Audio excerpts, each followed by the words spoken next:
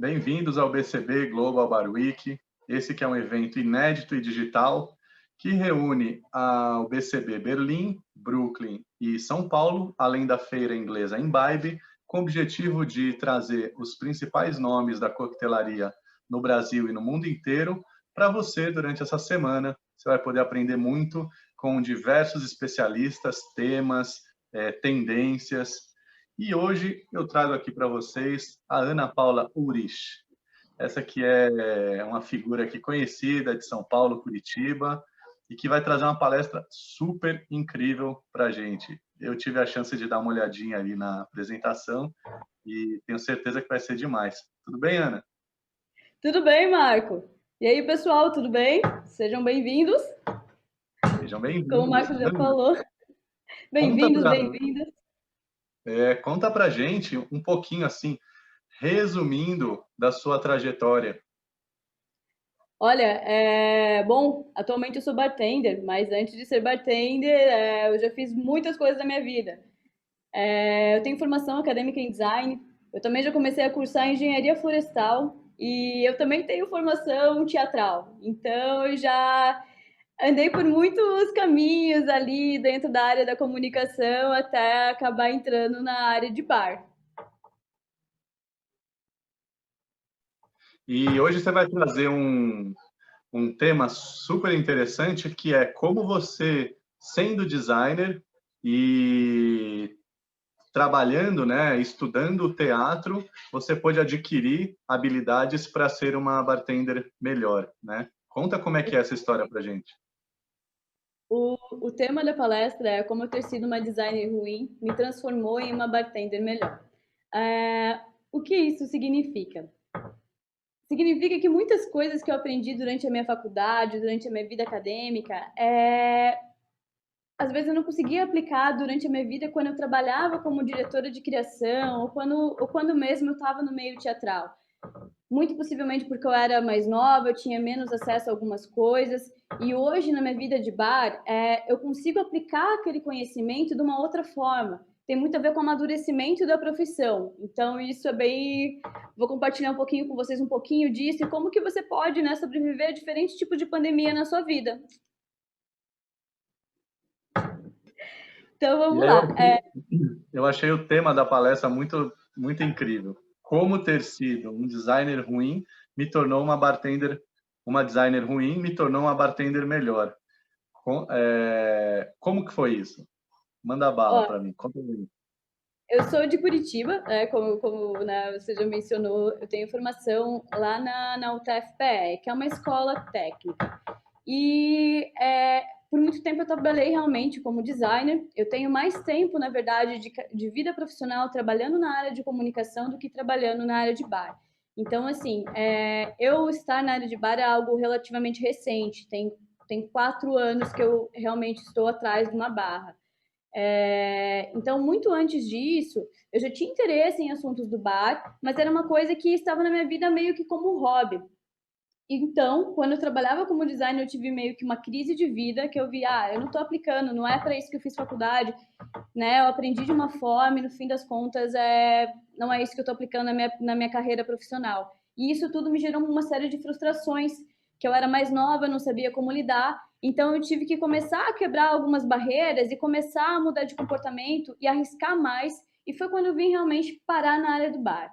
Então, eu tenho essa formação acadêmica em design, eu também já fiz muita iniciação científica, tanto na área de design, eu também comecei a fazer algumas na área de engenharia florestal, mas hoje eu tenho o título de atual campeã brasileira do Patron Perfectionists e eu também sou head bartender do Palácio Tangará, que é hotelaria, né? Quando a gente pensa em hotelaria, é uma referência tanto no Brasil quanto no mundo em hotel 6 estrelas.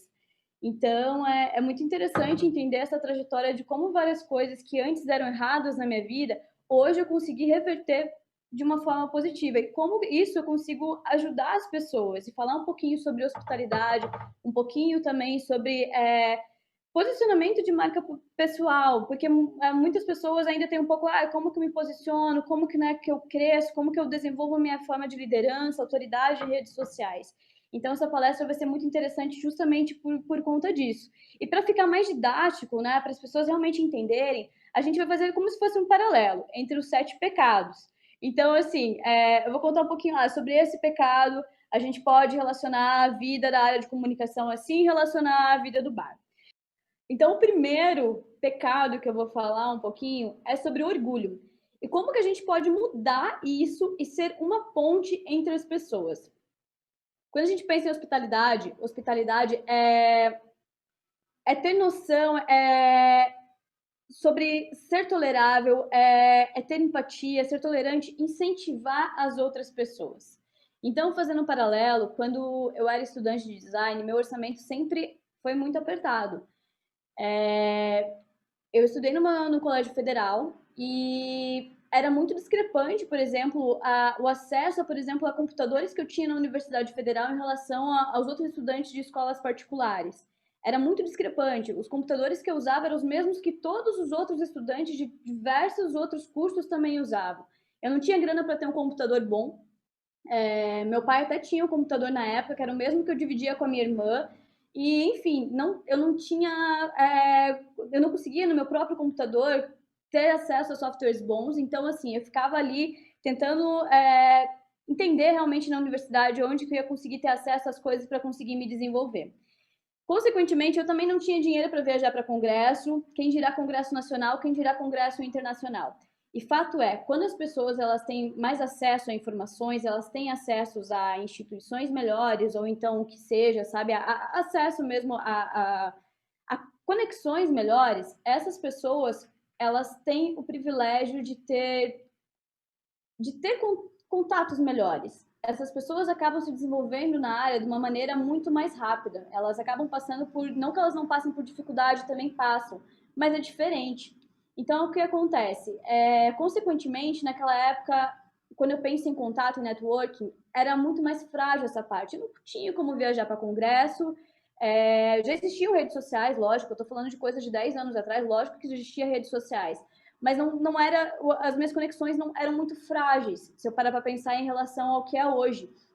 Então, o que acontece? Essas pessoas que se desenvolveram, que tinham acesso a informações privilegiadas, a mais contatos, às vezes elas conseguiram, por exemplo, ter um desenvolvimento melhor e elas têm um baixo nível de tolerância a pessoas que não tiveram o mesmo acesso a informações. Então, como que eu relaciono isso à minha vida hoje de bar e como que eu relaciono isso à hospitalidade? Muita gente que está em cargos hierárquicos maior dentro de uma instituição, elas são, às vezes, muito agressivas, o comportamento dela de liderança não é coerente, às vezes, com o ambiente. Quando eu vim para a área de bar, o jogo já tinha mudado um pouquinho para mim, porque eu vim para a área de bar, eu já tinha formação acadêmica. Então, assim, eu já sou uma pessoa que tem formação acadêmica, eu já sou uma pessoa que fala inglês justamente porque eu tenho uma formação acadêmica e eu tive que aprender a me virar nos 30 para aprender um outro idioma.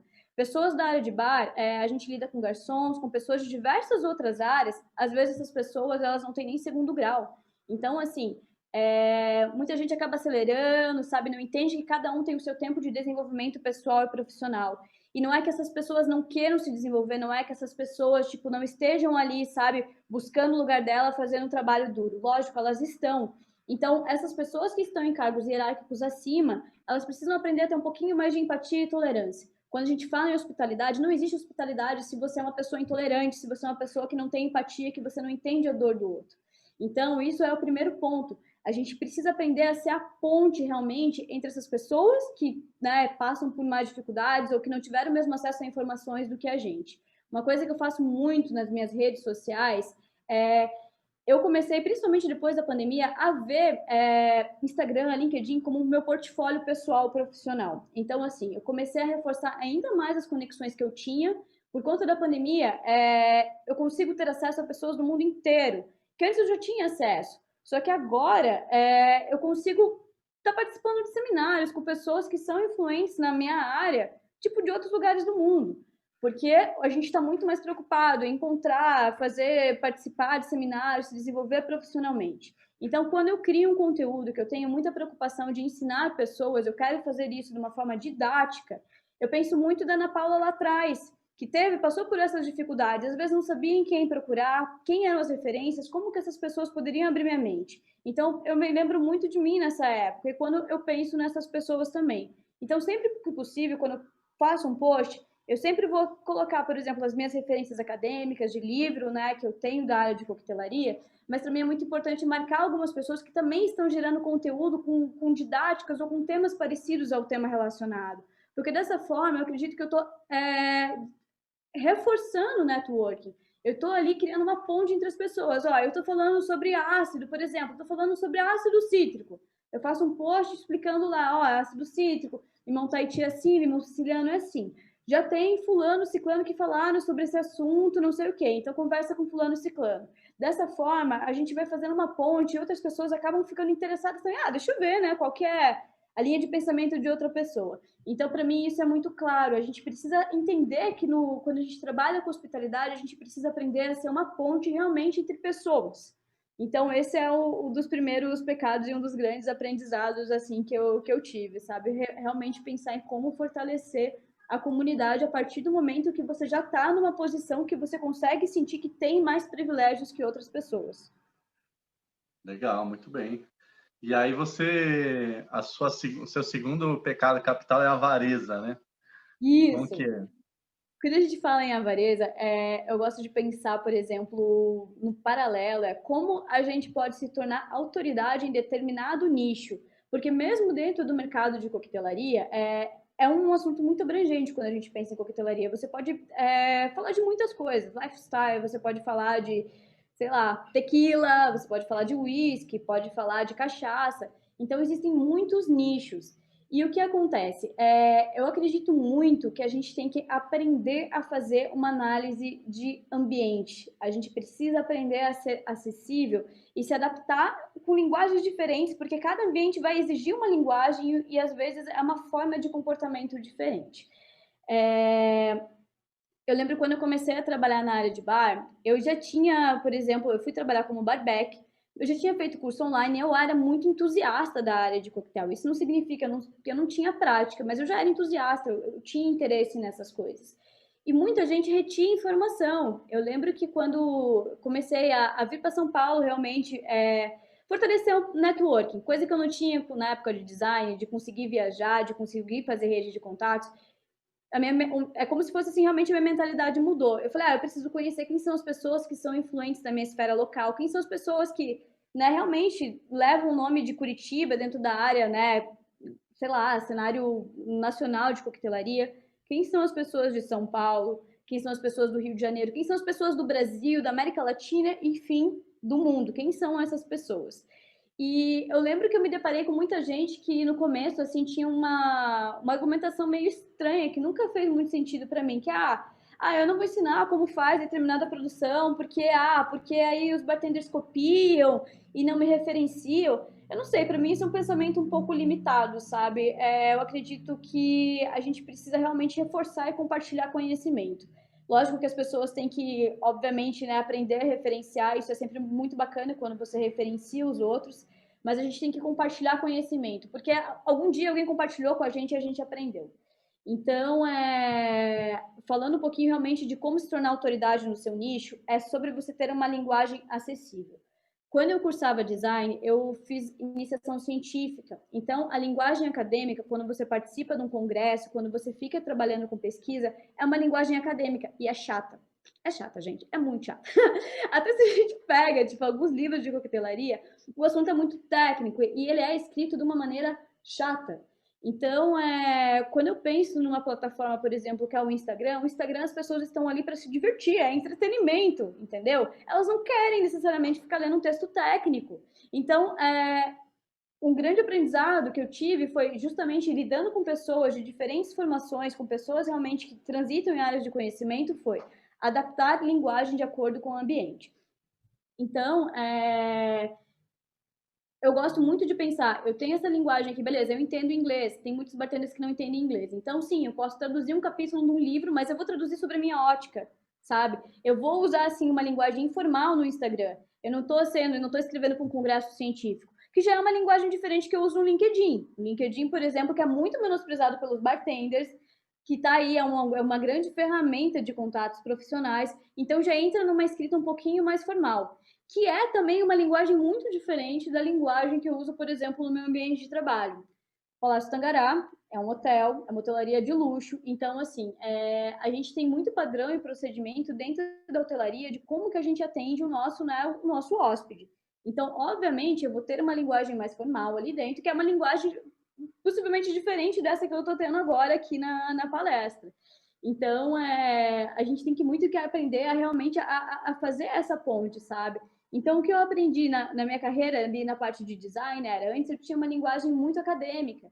Eu lembro que quando eu comecei a trabalhar no bar, eu ainda ia conversar com as pessoas e muita gente falava assim, Ana, você fala difícil.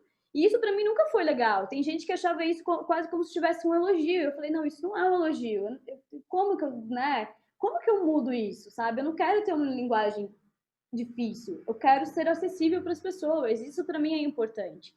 Então, eu comecei a entender isso e principalmente quando a gente pensa em crescimento no Instagram, que é uma coisa que se tornou muito importante, principalmente, né, enfim, né, pandemia, as pessoas começaram a entender a importância de você conseguir fazer essa ponte digital entre a sua vida pessoal e a sua vida virtual. Então, para mim, é sempre muito importante referenciar. Então, assim, eu não saio da minha casa sem referência, gente. Não. E também recomendo que você não saia da sua casa sem referência, independente da área que você trabalha, sempre citar os seus colegas que desenvolvem pesquisas no assunto, sempre citar referências bibliográficas, artigos, sites que realmente que confirmem seu ponto de vista. E, se possível, mais de um. Assim, você consegue fazer um paralelo do que você está realmente falando.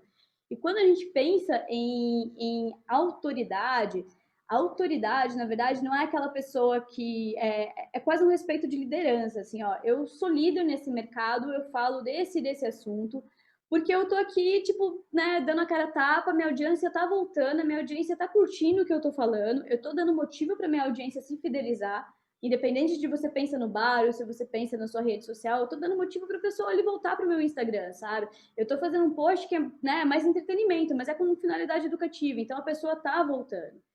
Então, eu acho que é muito interessante a gente entender, fazer essa leitura de ambiente mesmo. E entender que a autoridade, o crescimento no Instagram e redes sociais é uma coisa diária. Então, assim, a autoridade você se constrói no meio do caminho, é no dia a dia. É você entender sobre frequência de posts, é você gerar resultado para a sua audiência. Não existe autoridade maior no assunto do que gerar realmente resultado para a sua audiência.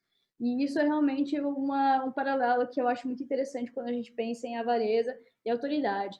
E aqui, tipo, né, só exemplificando, né, essa foto que vocês estão vendo aqui da apresentação, bom, obviamente é uma montagem, né, gente? É Dionísio, né? Aí eu coloquei É o uma meu montagem? rostinho.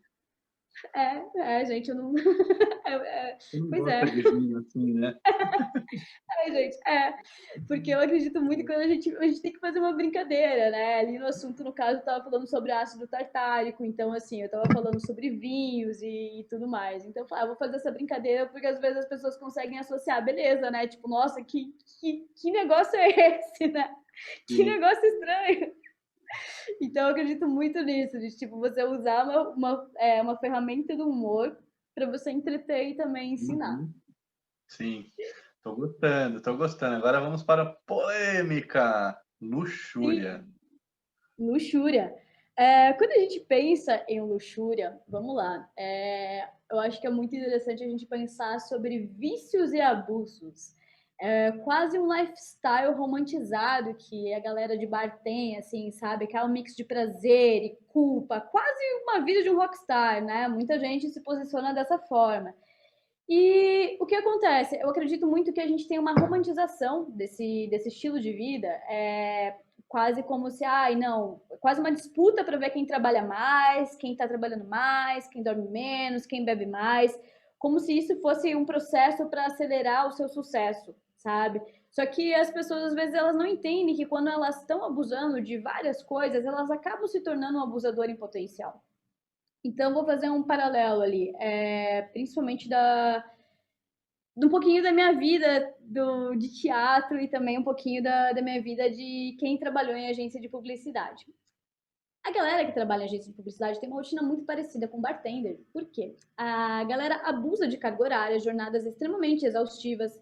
No caso, a galera de publicidade entra no trabalho um pouquinho mais cedo que bartenders, obviamente, mas a galera entra muito cedo no trabalho, às vezes varre madrugada.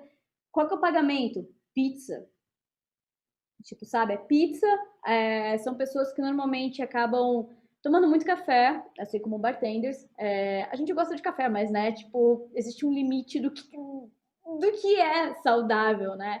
A mesma coisa do álcool. Então, assim, as pessoas acabam abusando de cigarros, acabam abusando de álcool, acabam abusando de tudo. Abusam de jornadas de trabalho e abusam de outras formas. E o que acontece? Quando a gente pensa na área teatral, é a mesma coisa. A gente vê que a galera também fica madrugada ensaiando, também é uma área que você transita em muitas coisas, você também tem que ser multipotencial, saber ser multitarefas, trabalhar em diversas coisas dentro de uma única área. E também, você vai ali, abusa de álcool, às vezes, né, drogas recreativas, né? Então, é realmente uma rotina que a gente pensa muito em abuso. E o que acontece? A gente entende que todo mundo vai ter momentos da vida que a gente vai ter que dar o couro, que a gente vai ter que trabalhar mais, que a gente está correndo atrás dos nossos sonhos ou do que for, e a gente vai sim trabalhar mais.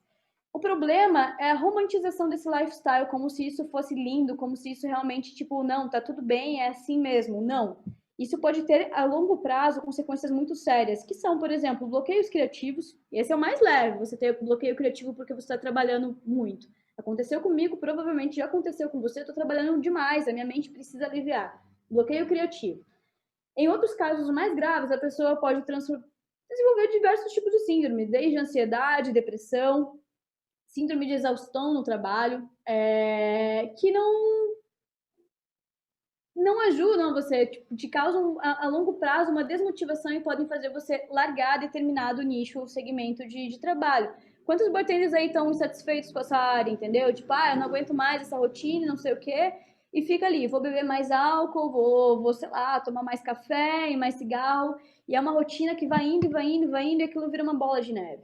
Então, o que às vezes as pessoas, hoje eu faço muito paralelo, eu continuo trabalhando bastante, mas eu tento muito tentar me policiar e entender a importância das pausas. O que acontece?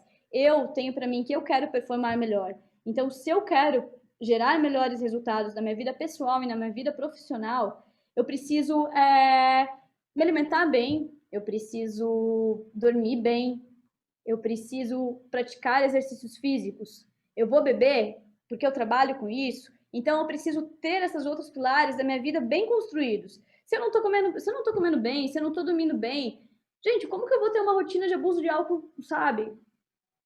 Sabe? Então, assim, primeiro que já não é nem para estar abusando de álcool, não é nem para estar abusando de café ou outras coisas. Então, assim, quando você tem esses pilares mais bem construídos, você está comendo melhor, você está dormindo melhor, você vai performar melhor, você vai ter rendimentos melhores. Você quer participar de competição, você quer ser promovido, você precisa pensar nisso. Então, assim, é realmente uma coisa que mudou assim o meu posicionamento de vida. Antes eu estava na área de teatro, sabia que eu ia ter que ralar muito, eu estava na área de comunicação, sabia que ia ter que ralar muito. Eu fazia os dois ao mesmo tempo, ou seja, já era uma dupla rotina abusiva. Então era sempre muito café, também bebia um pouquinho mais do que o normal, e indo. Hoje na área de bar eu continuo tendo uma jornada assim pesada, mas então eu tento administrar isso. Falo, não, eu preciso dormir. As minhas horas são sagradas. Eu vejo muito bartender, por exemplo, muito chefe de bar não deixando os funcionários terem o que é deles por direito, que é, por exemplo, a hora de descanso. Ah, não, porque tem. Não, gente, para mim é inadmissível, tipo, eu não ter a minha hora de descanso ou ter alguém da minha equipe que não tire a hora de descanso. Não estou dizendo que isso nunca vai acontecer, pode ser que um dia aconteça algum imprevisto, mas isso não pode se tornar uma rotina. A hora de descanso é sagrada, é quando a pessoa vai fazer qualquer coisa, vai usar Tinder, vai no banheiro, vai fazer qualquer coisa, entendeu? Mas a pessoa vai sair um pouquinho daquele universo dela, que ela está no ambiente de trabalho. Eu sei que a pessoa ela vai render melhor se ela tem isso. Não é nada bonito, tipo, você vê teu funcionário, não, vou comer rapidão em 5 minutos, a pessoa engole a comida, tal, fica ali, tipo, né, engolindo tudo e não vai funcionar, entendeu? Então, hoje eu valorizo muito essas pausas, porque eu sei que o rendimento melhor vai vir em consequência disso também. Sim, com certeza, né? além da pessoa sobreviver, você está propondo que ela possa render melhor, né? A gente vai normalizando um funcionário abusado, né? Basicamente, e aí a gente vai colhendo um funcionário cansado, displicente, e realmente é um ótimo ponto que você tocou. Eu E gostei muito isso, desse slide aqui que você colocou, falando da inveja. Achei bonitinho demais. Conta pra mim. o da inveja. Ah, então, É. gente, por incrível que pareça, esse Oscar não é de verdade, tá? Esse Não? Oscar aqui, não é, gente. Quem ganhou Não é, mesmo? Foi você que não é. ganhou? Pois é, eu queria muito que tivesse sido, mas não é, gente. Uma amiga trouxe pra mim de souvenir mesmo, mas tudo bem. Mas é A gente seu, pronto. É seu, ninguém tira. exatamente, é meu. É. Eu gosto muito de entender, assim, quando a gente pensa, por exemplo, em inveja, hoje eu tenho uma mentalidade que a vida é uma jornada, não é um destino. Ai, gente, eu citei a Aerosmith, não sei nem se foi a Aerosmith que inventou, mas aqui tem uma frase da Aerosmith numa letra, então, para mim é muito sobre isso, a vida é uma jornada, não é um destino. A gente precisa muito entender que no mercado competitivo, você não pode deixar o seu ego te dominar. Porque quando o seu ego te domina, você não consegue evoluir, você não consegue ir além. Eu vou citar um exemplo pessoal que foi uma grande frustração na minha vida. Quando eu era criança, o meu grande sonho era ser atriz. Tudo bem, eu tinha outros sonhos, eu queria ser agente do FBI, né? Eu queria, tipo, sei lá, participar do Arquivo X. Eu queria umas coisas estranhas, assim, queria ser egiptóloga, eu queria ir pro Egito. Mas enfim, eu queria muito ser atriz. E era uma coisa que era possível na minha realidade tentar realizar, né? Tentar uma bolsa numa escola de teatro, né? Tentar fazer acontecer. Então, assim, eu estava cursando teatro, né? E para mim era super bacana. E eu lembro que não lembro se foi no meu terceiro ano, terceiro, quarto ano de teatro, eu estava lá estudando e a gente sempre tinha premiações dentro do teatro. Premiação de melhor atriz coadjuvante, melhor atriz, melhor ator, melhor não sei o quê. E existia uma premiação também de melhor aluno. O que é o melhor aluno? O melhor aluno é a pessoa que tem o maior score em todas as disciplinas. Que foi bem, tipo, em todas as disciplinas, iluminação, cenografia, figurino, maquiagem, história do teatro, tipo, é o melhor score. E eu ganhei o prêmio de melhor aluna do teatro. E, meu, isso eu ia falar um palavrão, desculpa, porque isso é muito legal. Hoje eu penso, cara, que da hora, meu, você ganhou o prêmio de melhor aluna do teatro. Aquilo na época me gerou uma frustração tão grande, porque eu pensava assim: eu vim fazer teatro porque eu quero ser a melhor atriz. Eu não quero ser a melhor aluna, eu quero ser a melhor atriz. Então eu tinha uma visão muito simplista daquela pontinha do iceberg, sabe? De tipo, ser melhor atriz é a pessoa que está em cena, enfim, sabe? Eu não entendia que tudo aquilo, o resto, entendeu? Que eu ter conquistado o prêmio de melhor aluna era algo muito importante para mim. Porque eu tinha, tipo, conseguido executar muito bem, com grande proficiência, várias outras, transitado entre áreas do conhecimento, só que eu não entendia isso. Então, assim, por mais que eu não tivesse ganhado o prêmio de melhor atriz, eu era muito requisitada em todas as outras áreas, só que isso me gerou uma frustração muito grande, porque eu não fui a melhor atriz. Então, assim, hoje eu entendo que eu tinha naquela época, isso é coisa de 10 anos atrás. Então, minha visão era uma visão de uma pessoa que ainda, tipo, né, precisava amadurecer muito sobre, né, sobre suas escolhas, sobre o que queria, e entender que isso é só a pontinha de iceberg. E como que eu faço um paralelo com a minha vida no bar? O que acontece? Assim como o teatro, assim como a área de comunicação, o bar é uma área muito competitiva. A gente participa de competições que ajudam muito na nossa carreira, no nosso desenvolvimento profissional. Mas o que às vezes os bartenders não entendem é que, tipo, é só, é só a pontinha do iceberg, sabe? Você ganhar, por exemplo, um campeonato, né? Tipo, beleza, eu ganhei o campeonato do Patron Perfectionist. Quantas outras competições eu participei que eu não ganhei o título? E eu aprendi muito com essas outras competições. Quantos bartenders eu falo assim, nossa, Ana, mas tipo, né, acho admirável até, você não desiste, né? Tá batendo na trave, tá batendo na trave.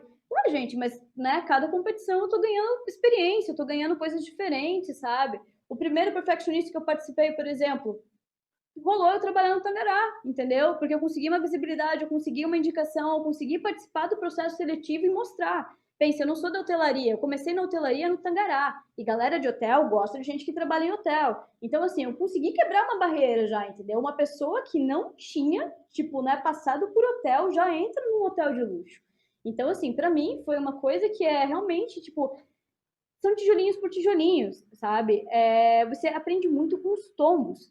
Então, realmente você entender que você precisa estar com um emocional bom para você participar dessas competições.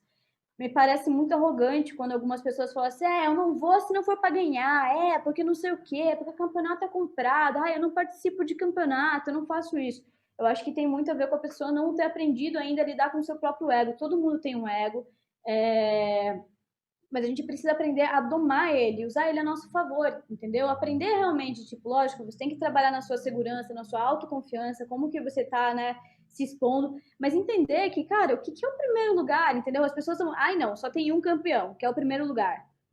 Eu não sei, eu acho que isso para mim é uma visão muito limitada, tipo, de acordo com tanta coisa que você pode aprender, todo o seu desenvolvimento, tudo que você pode fazer. Então, assim, desenvolvimento de inteligência emocional é muito importante, principalmente para pessoas que estão em cargos de liderança e pessoas que realmente prezam por se desenvolver, né? Que no caso eu acho que todo mundo quer se desenvolver, né? Ninguém quer ficar meio que na mesma, né? Presumo eu. Então eu acredito muito sobre isso, que a vida é uma jornada e não um destino. Muito bem. A gente falou então sobre orgulho, avareza, inveja e luxúria, né? Agora a Isso. gente vai falar de quê? Preguiça! Preguiça. Eu tava com uma preguicinha hoje de manhã. Já conta para mim, o que eu tenho que fazer com a minha preguiça? Ó, Ai, nem me fale. Ó, a preguiça pode ser uma coisa muito boa, assim, na verdade. Tipo, a preguiça eu acho que entra naquilo que a gente tava falando um pouquinho das pausas, sabe? Não é que seja preguiça, é sim você ter um momento de para você cuidar de você, para você, né, refletir. As pausas são muito importantes. O que eu quero dizer aqui com preguiça é na quarentena aconteceu muito de, por exemplo, logo quando explodiu a pandemia, muitos bartenders começaram a publicar conteúdo, uma chuva de conteúdo, conteúdo, e de repente rolou como se fosse um bloqueio criativo, eles não tinham mais o que postar, ou então você olhava, o conteúdo era sempre mais do mesmo. E como que essas pessoas se diferenciam? Como que você como que você, por exemplo, continua tendo assunto sempre? Sabe? Por exemplo, Marco, no Mixology, sabe? Pô, sabe, grande referência nacional, quando a gente pensa, né, em blog, em coquetelaria, como que até hoje você tem assunto, sabe? Tem muito assunto a ser abordado, e às vezes as pessoas entram num bloqueio criativo. E como que isso acontece? Primeiramente, muita gente acaba não entendendo qual é o seu nicho. O primeiro pecado assim que eu vi dos bartenders na primeira leva foi eles não entenderem qual é o nicho de mercado deles. Então, o que acontecia? Bartender se relaciona muito com bartender. Boa parte, quando a gente pega a métrica de Instagram, métrica de Facebook, a gente começa a olhar quais são os perfis dos nossos seguidores, seja idade, seja gênero, né, seja cidade, você começa a entender. Então, assim, eu vejo que boa parte das pessoas que me seguem são bartenders. Então, o que acontece? Não adianta eu fazer uma linguagem falando para você que está aí em casa, tal, como se eu estivesse falando com uma pessoa que nunca ouviu falar em coquetelaria. Tem pessoas assim que são, tipo, né, master, mega influencers, né, pessoas que têm, tipo, realmente, tipo, um contato com o público final. Mas no meu caso, o meu nicho, eu falo com pessoas que são da área de bar e pessoas amadoras, pessoas que estão entrando na área de bar, pessoas que, tipo, já têm conhecimento de bar.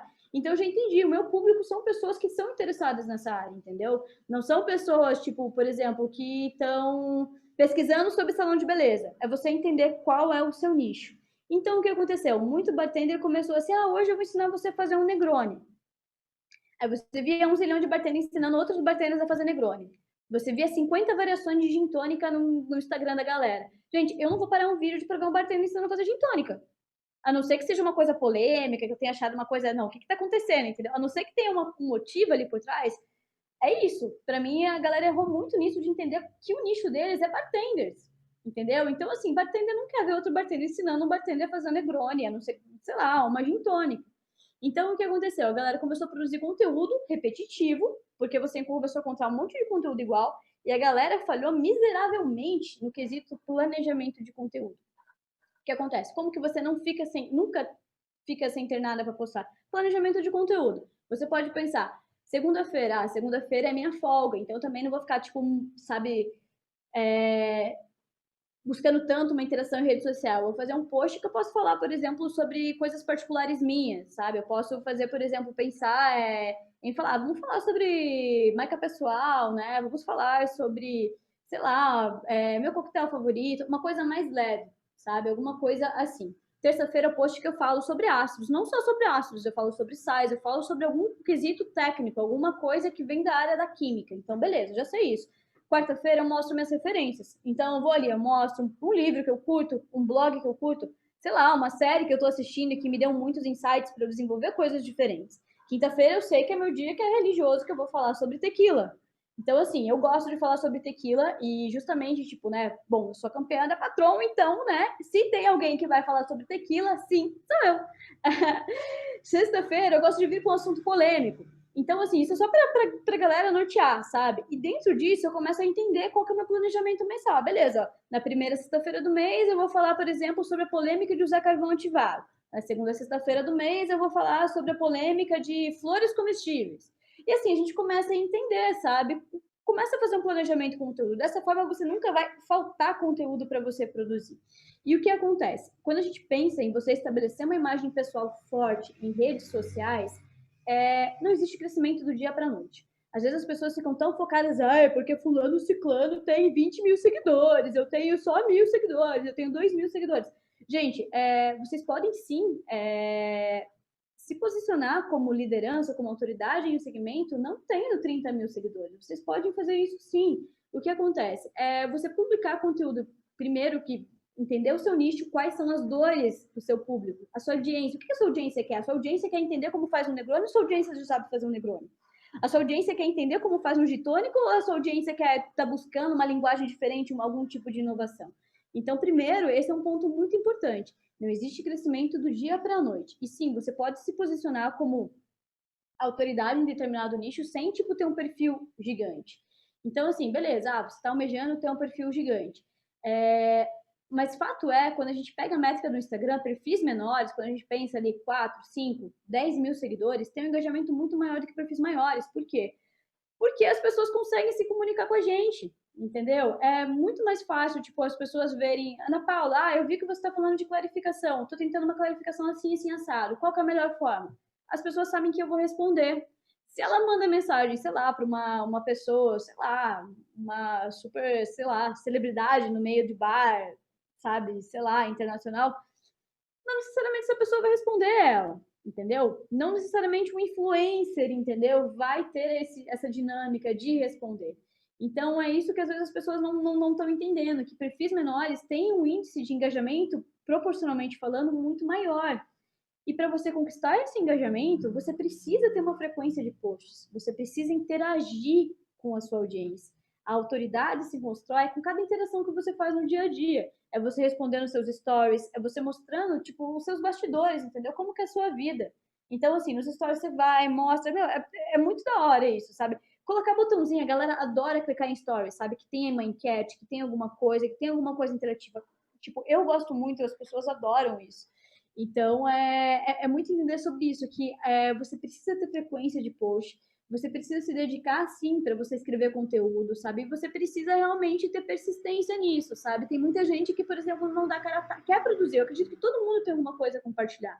Todo mundo passa por pandemias na vida, todo mundo tem algum assunto que, tipo, possa compartilhar e realmente, tipo, né, ajudar, tipo, a comunidade a se desenvolver como um todo. Mas às vezes as pessoas ficam meio que receosas, ou às vezes elas têm, por exemplo, um pouco de como que eu posso dizer? Não necessariamente timidez, mas elas têm um pouco de aversão à câmera, não sabem, putz, né, eu não me sinto bem, minha voz é meio estranha, o meu nariz é meio grande, enfim, gente, quando você tem essas coisas, é muito interessante que você vá numa outra linha e entenda que você pode construir uma persona.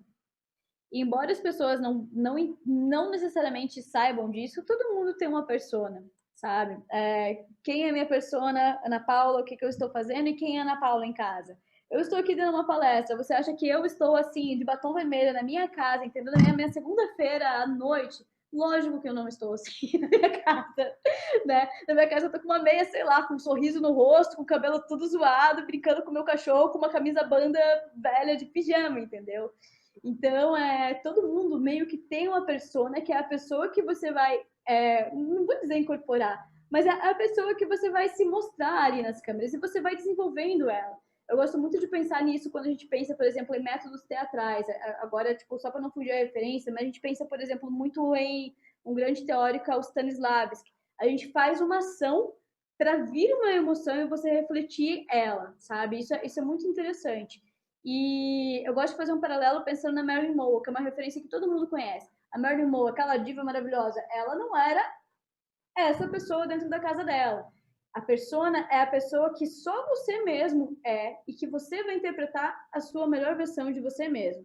Não necessariamente, por exemplo, tem características que você tem, por exemplo, no seu ambiente de trabalho que você não tem na sua casa, na sua vida, na sua rotina. Inclusive, tem muitas análises psicológicas sobre isso que eu adoro. Existe um teste falando sobre as 16 personalidades.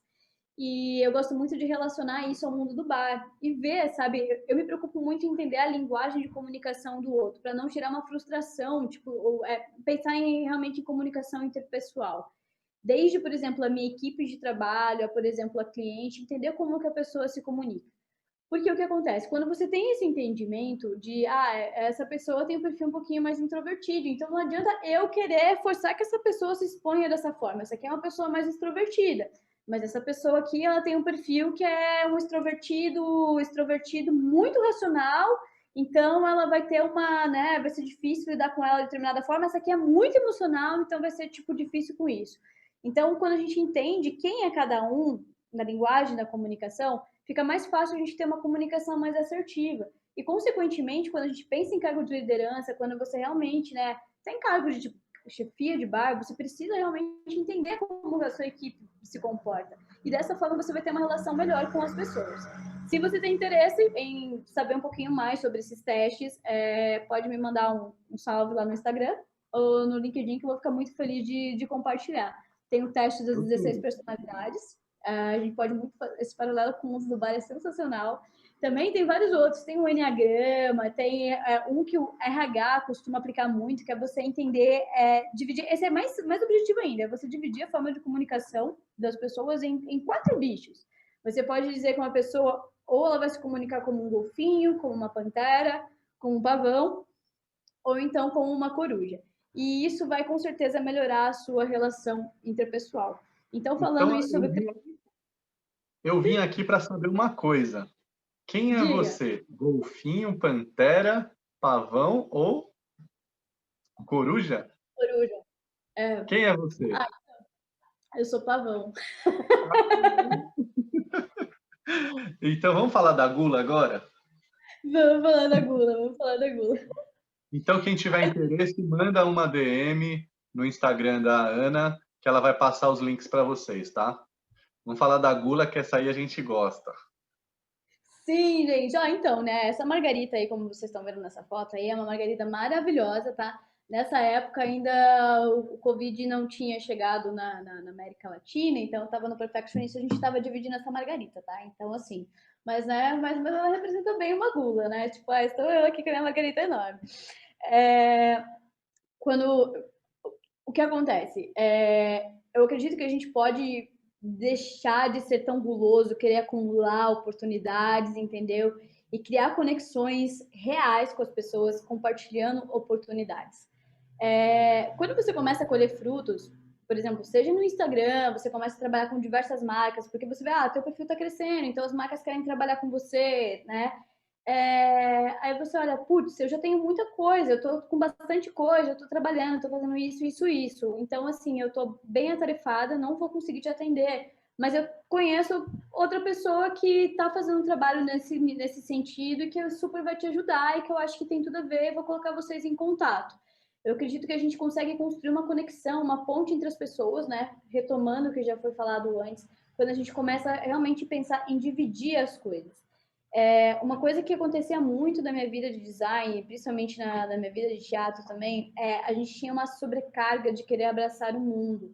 Eu lembro que quando eu estava na área de teatro, eu trabalhava muito com figuração em agência também. Tipo, sabe aqueles figurantes que passam no... Né? Tipo, eu sou aquela pessoa que tá passando ali no comercial, então.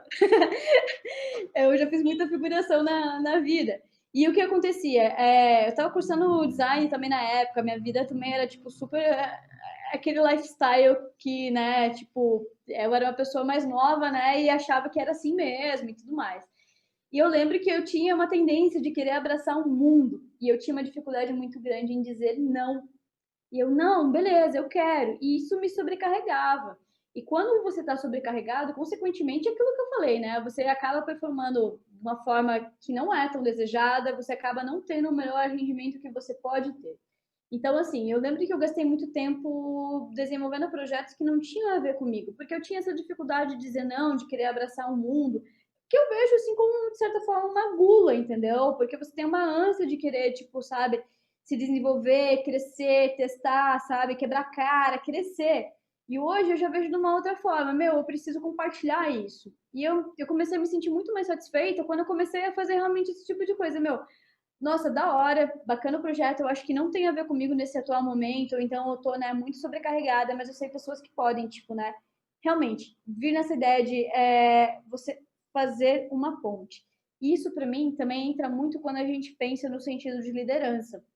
Quando a gente pensa de você ser chefe de bar, gestor, o que for. Você precisa aprender a delegar tarefas. Eu lembro que eu tinha uma dificuldade muito grande, tipo, tal produção, tá bom, eu que criei, não sei se fulano vai fazer certo, se não vai, então eu começava a fazer. Já me sobrecarregava, entendeu? Porque eu tenho que dar conta de, tipo, além de ter as minhas atribuições que eu tenho que fazer, ainda tenho que dar conta de outras coisas. Então, assim, para mim foi muito dar um alívio quando você começa realmente a delegar tarefas. Pode ser que no começo as pessoas errem, as pessoas vão errar, é normal, a gente tem que ter tolerância, né? Eu já falei sobre isso, de tipo, entender o ritmo de cada um. Mas é muito importante que você entenda como chefe de bar delegar tarefas, entendeu? Deu tempo das pessoas, lógico, né? Você tem que dar uma aceleradinha, ver, né? Porque as pessoas também precisam aprender a se desenvolver. Você precisa sim aprender a cobrar, mas aprender a cobrar de uma forma, né, tipo, educativa. Isso para mim é muito importante. Então, aprender a passar o bastão. Dessa forma, você acaba criando conexões, sabe? Mais genuínas. Você realmente cria uma conexão de grupo, que é muito importante quando a gente pensa em time de bar, sabe? Outra coisa muito importante quando a gente pensa nisso, você tem que se rodear, por exemplo, de pessoas que te inspirem, sabe? Isso é muito. Eu acredito muito que diga com quem andas, que eu te direi quem és. Você precisa, tipo, realmente, tipo, andar com essas pessoas que te fazem, sabe? Que te provocam a ser uma pessoa melhor, sabe? Que te tiram da tua zona de conforto. Essas pessoas que você vê que você, tipo, querem se desenvolver, pessoas que tenham, né, obviamente, princípios e valores não são negociáveis. Então, assim, é sempre bom você repensar que essas pessoas têm os valores muito próximos dos teus e que você consiga compartilhar essas oportunidades, sabe? Eu acredito muito que você não faz as coisas sozinho. Não adianta você sobrecarregar. Então, para mim, é muito sobre isso. Antes a gente tinha uma gula, uma ânsia muito grande, e agora a gente entende que a gente precisa compartilhar realmente, tipo, oportunidades. Muito legal. E é importante isso porque a gente passa muito nos bares, né?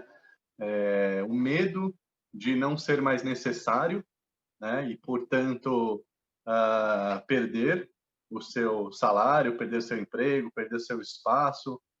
E, ao mesmo tempo, a gente fica nesse movimento travando o nosso próprio crescimento, né? A gente define que é ali que a gente vai ficar, porque é ali que a gente tem que não ajudar os outros a crescer e crescer junto com eles, né? E aí a gente vai falar da ira.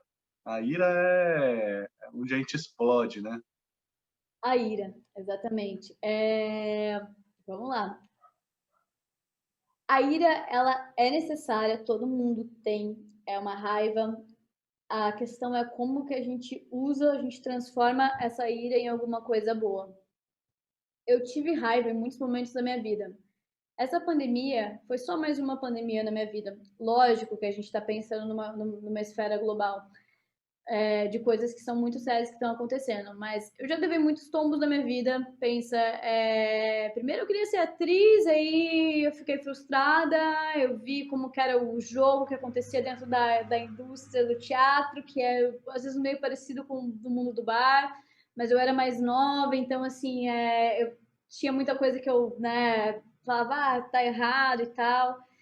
Me frustrei muito com rotina de de design, porque eu não conseguia aplicar todo... quando você é formado em design, você aprende a ter uma via questionadora das coisas, sabe? Você se questiona muito das coisas e quando você vai ver na prática do mercado, você só é pago para executar. Então, era uma coisa que me frustrou muito. Então, eu já tinha a frustração do teatro, tinha essa minha frustração da carreira de design. Eu falei, putz, por que eu não vou fazer outra coisa na minha vida? Por que eu não vou fazer engenharia? Por que sei lá, entendeu? Por que eu não fui viajar o mundo? O que eu não fui fazer? Eu tinha um rancor de mim mesma pelas minhas escolhas muito grandes. E eu também estava, na época, em um relacionamento longo. Eu tive um relacionamento de 10 anos, que também não funcionou. E, óbvio, primeiro relacionamento, óbvio que não ia funcionar. E tudo deu errado na minha vida ao mesmo tempo. Então, eu passei por uma pandemia muito grande. Isso foi há 5 anos atrás. E foi realmente onde eu tive esse insight, que eu comecei a fazer engenharia florestal, comecei a trabalhar como garçonete, churrascaria, pizzaria, porque eu precisava pagar meus boletos, né? Não é tipo, você não vai mais trabalhar, né? Tipo, como designer, mas assim, né? Teus boletos estão pagos, óbvio que não, né? Os boletos sempre estão ali marcando presença. Então, comecei a trabalhar em salão, como garçonete e tudo mais, cursando engenharia, manhã, tarde e noite, né? De novo, tipo, naquele ritmo, aquela loucura toda. Eu comecei a trabalhar como barback também. E realmente, assim, eu sei que eu consegui, na época, canalizar essa raiva e mudar de área. Eu saí da minha zona de conforto, eu fui para realmente... Lógico, né? Família tem essa preocupação, nossa, mas a minha filha tá indo trabalhar em bar, né? Putz, mas deve ser só um hobby, deve ser uma coisa, né? Tipo, né? Passageira. Não, não é. Então, sempre teve essa preocupação e eu consegui, tipo, realmente, tipo, falei, beleza, eu entendi que é isso que eu quero, é isso que eu vou fazer, já entendi o que eu tenho que fazer, aprendi com os erros e vou fazendo diferente a partir de agora. Quando chegou essa pandemia, eu tive muita raiva. Eu tive muita raiva porque era recente, eu tinha voltado do México. Então, assim, eu estava muito feliz com a minha vida profissional de verdade. Sou head bartender do Palácio Tangará, ganhei o Perfectionists. Então, depois de 4 anos, que é o tempo que eu tenho de bar, eu ia tirar minhas férias. Falei, estourei, eu vou fazer estágio na gringa, vou participar do BCB Lisboa, né? Ó, tá vendo? Vou participar do BCB Lisboa, eu vou viajar, eu vou, sei lá. E eu comecei, putz, não vai rolar essa viagem, não. Comecei, putz, não vai rolar eu sei fazer esse teu estágio, não. A coisa tá muito feia na Europa. Eu, putz, tá feia, né, Ana Paula? Vamos pensar, né? Não, a gente se adapta, né? Vamos sair da zona de conforto, vamos pra Ásia, vamos pra Ásia. Comecei a mandar mensagem pros meus brothers lá do Perfectionist lá da Ásia. Pô, e aí, como que tá a coisa? Ana, a coisa tá sinistra. Fica aí. Tá. Foi América Latina, né, gente? América Latina, eu amo América Latina, né? Vamos lá, Colômbia, Peru, Argentina, né? O que a gente pode fazer? E eu entendi realmente que o problema do mundo era muito maior do que o meu umbigo. Mas isso não significa que eu não tive raiva, porque eu falei, não acredito. Sabe? Vacilei tanto, fiz tanta coisa. Finalmente, quando eu acho que tá indo, acontece uma pandemia. Eu falei, tá, e agora? Eu tive muita raiva. Eu falei, e agora? E agora? Depois de 4 anos, eu tô aqui fechada dentro do meu quarto. Porque assim, quando eu entendi a seriedade do negócio, eu via que muita gente saía para fazer exercício na rua. Eu não saía para fazer exercício na rua. Eu saía para ir no mercado uma vez a cada 10 dias. Porque eu penso muito nos meus pais que estão em Curitiba, que são grupo de risco. Eu fui realmente fiscal de quarentena. Sim, eu fui essa pessoa. Entendeu? Tipo, não, aquelas pessoas, tipo, aglomerações, eu realmente assim, eu falei, não. Eu entrei nesse modo, beleza, eu tô aqui. E eu tive que me mudar durante a pandemia também. E durante a minha mudança, eu fui assaltada. Então, eu passei um tempo sem celular, eu estava com uma comunicação muito limitada, mas mesmo assim eu consegui observar muito o comportamento de como os bartenders estavam se comportando em redes sociais. Entendi essa primeira leva, essa chuva de conteúdo que a galera estava fazendo, fui aprendendo o que estava funcionando, o que não estava funcionando. Eu falei, então tá, Ana Paula, é o seguinte, você está na sua casa, mas nem por isso você vai deixar de fazer seu corre, você vai fazer seu corre sim. Então, todas essas outras pandemias que eu já tive na minha vida, todas essas outras frustrações, vacilos ou não, né? Porque eu realmente, para mim foi muito importante ter vacilado para entender e chegar nesse ponto. Falei, então tá, Ana Paula, agora é o momento que você transforma isso em potencial criativo. Você sempre quis ensinar as pessoas, você sempre, tipo, né, tentou realmente trazer um pouco dessa linha de, tipo, comunicar é entreter também. A gente pode fazer isso de uma forma mais divertida e mais leve para as pessoas. Então, tá aí, agora é hora de arriscar. E foi quando eu comecei, tipo, de verdade, assim, vou fazer um planejamento de conteúdo, né? Eu falei, eu sei quais são minhas áreas, eu sei quais são minhas zonas de conforto, eu sei o que eu posso, né, tipo, mudar, o que eu posso arriscar. Eu falei assim, não tô vendo ninguém falando de tequila no Brasil. Quem vai falar de tequila, eu vou falar de tequila, sabe? Eu entendo que é o mercado, tipo, você começa a entender, você começa a fazer uma análise de mercado, o que acontece, tudo mais. Eu falei, vem para mim. Vou falar de tequila, vou falar de produção artesanal, porque muito bartender retém esse tipo de informação, ou não sabe, ou aprendeu, ou tem aquela mentalidade, ah, sempre foi feito assim, ou não sabe nem a referência. Eu falei, eu vou ensinar, porque quando eu comecei na área de bar, eu queria aprender as coisas, e eu não sabia onde buscar essas referências, e muitos bartenders escondiam as informações por medo de ser copiado, sei lá, entendeu? Essas pessoas retinham essas informações. Eu falei, eu vou publicar, eu vou ensinar, eu vou testar meus testes, eu vou fazer minhas coisas em casa. E assim eu comecei, eu vou potencializar. E quando eu comecei a muito realmente pensar, beleza, eu quero fortalecer realmente tipo, a minha comunidade, eu quero entender quem são as pessoas que estão passando por dificuldade, o que eu posso fazer por elas. Eu posso ensinar alguma coisa. E nisso, junto com uma amiga minha, a Bianca, a gente começou a fazer realmente seminários para ajudar de uma forma. Bom, tinha várias empresas ajudando bartenders de forma financeira. Eu também estava com meu contrato suspenso, sabe? Tipo, eu estava ali, difícil você conseguir ajudar alguém financeiramente quando você também tá, né, igual a todo mundo. Mas eu falei, eu tenho contatos, eu tenho pessoas que têm muito a ensinar. Porque se tem uma coisa que eu aprendi muito na minha vida transitando em áreas de conhecimento eu conheço pessoas sensacionais, generosas, que podem ensinar outras. Então, com isso, eu já comecei com uma amiga minha que é advogada, e quando ela veio no seminário explicando para a bartender sobre a MP, como que funcionaria contrato suspenso, contrato, sabe, reduzido, quais são, né, realmente os ônus disso. Então, esse foi o primeiro seminário, que foi muito bacana. Depois a gente veio falar sobre educação financeira para bartender. Porque uma coisa que aconteceu brasileiro, em geral, não tem uma educação financeira boa. Não tem, não aprende a poupar. Então, muita gente viu aquilo virar assim, ah, eu não tenho nada, estou me endividando. Então, esse realmente foi o seminário que eu falei, cara, as pessoas precisam entender, precisam ter realmente educação financeira, entender um pouquinho mais sobre isso. E depois a gente começou, vamos pensar um pouquinho mais sobre desenvolvimento de marca pessoal e outras coisas. Então, eu acredito muito que a gente consegue potencializar essa raiva, porque se a gente guarda a raiva pra gente, a raiva é uma energia muito grande e ela te intoxica. E essa energia pode ser transformada, sim, em outra coisa. E foi nesse momento que, para mim, ficou muito claro que a hospitalidade, ela se estende a redes sociais. Não é porque eu não estou atendendo meu cliente no balcão de bar que eu não vou fazer o melhor pela pessoa que está interagindo comigo. Eu tenho uma preocupação muito grande de realmente ser acessível, no sentido de quando eu comecei no bar, eu lembro que algumas pessoas famosinhas que ganharam competições, eu sempre fui muito curiosa sobre as pessoas, sobre as coisas. E eu perguntava e elas, tipo, desconversavam, sabe? De tipo, quem é essa mina aí, mano? Vai, sei lá, vai querer copiar. Algumas mentalidades meio assim, sabe? Então, eu não acho isso legal. Então, eu tento, sim, ser o mais acessível possível. Lógico, tipo, né, com rotina de trabalho, tentar aliar as coisas, a gente também tem que ter o nosso tempo pessoal de coisas, mas eu tento muito isso. Então, para mim, o que ficou claro com isso é canalizar essa raiva e entender que a hospitalidade, ela se estende a redes sociais. E eu acredito muito, realmente, que dessa forma a gente consegue conquistar muitas coisas e fortalecer a nossa comunidade. Que ótimo! Eu queria então terminar esse papo usando o seu último. Você separou uma frase aqui para gente que eu vou lê-la. A sua marca é o que as pessoas dizem sobre você quando você não está na sala.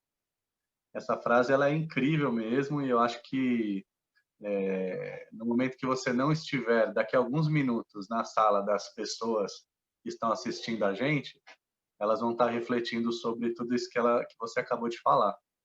Eu queria te agradecer muito aí por essa aula super divertida, super bem norteada aí da sua vida, do que você pôde ver nesses anos e trazer esses ensinamentos aí para todo mundo que está nos assistindo.